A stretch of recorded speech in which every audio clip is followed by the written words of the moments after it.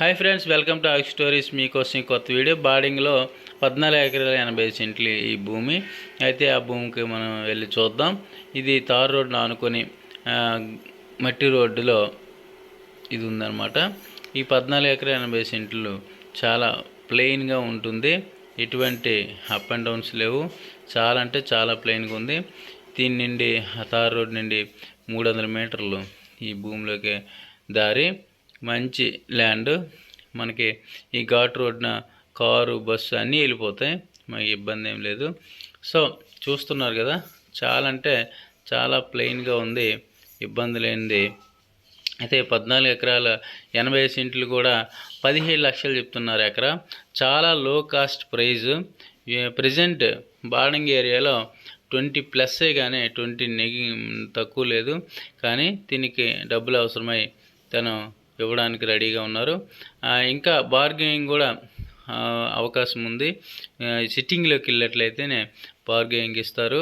కాబట్టి ఎవరైనా ఈ మనకి భూమి నచ్చుతుంది అని అనుకుంటే, ఎవరైనా కానీ పడుతుంది, మనకు లో ప్రైజ్లో వస్తుంది, ఇన్వెస్ట్ చేసుకోవాలనుకున్న వాళ్ళు మాత్రం కాల్ చేయండి. ఇదే అనమాట ల్యాండ్. చాలా అంటే చాలా బ్యూటిఫుల్గా, ప్లెయిన్గా, అందంగా ఉంది.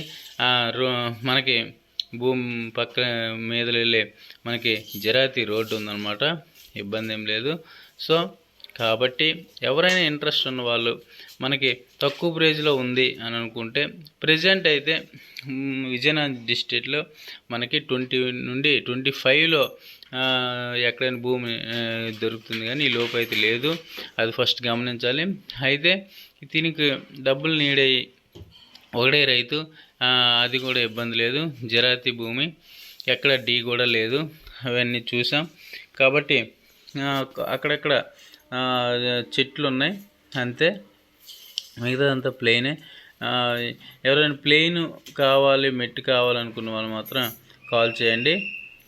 ఇంట్రెస్ట్ ఉంటేనే కాల్ చేయండి. ఏదో విషయం కనుక్కోవాలనుకున్న వాళ్ళు కాల్ చేయొద్దు నాకు. ఇది మాత్రం చాలా మంచి ల్యాండ్. నేను వెళ్ళి దగ్గరుండి చూశాను, వీడియో తీశాను. కాబట్టి నాకు తెలుసు ఎక్కడ ఏముంది, ఎలా ఉందనేది.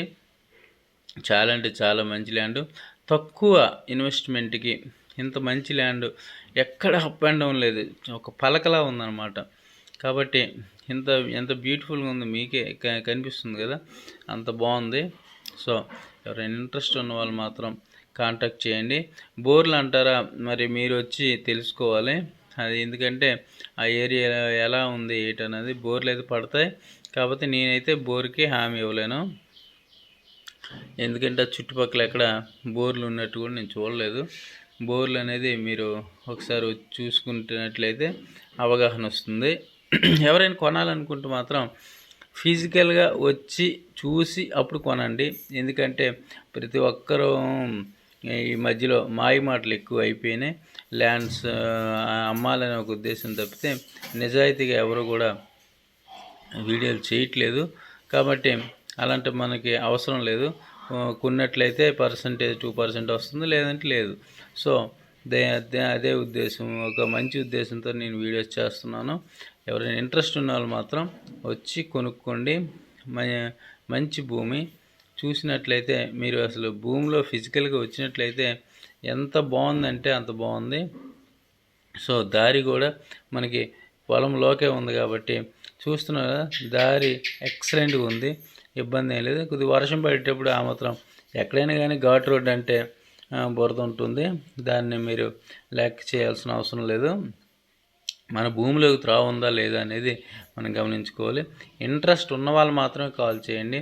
తక్కువ ప్రైజు, ఇంత తక్కువ ప్రైజ్కి ఇంత మంచి ల్యాండ్, మళ్ళీ రోడ్డు అది మట్టి రోడ్డు పొలంలోకి ఉండి ఇంత మంచి ల్యాండ్ అయితే మనకి దొరకదు. కాబట్టి ఆల్రెడీ 2-3 పార్టీలు చూసాయి. కాబట్టి సిట్టింగ్ కూడా దగ్గరలో వచ్చి ఆగిపోయినాయి.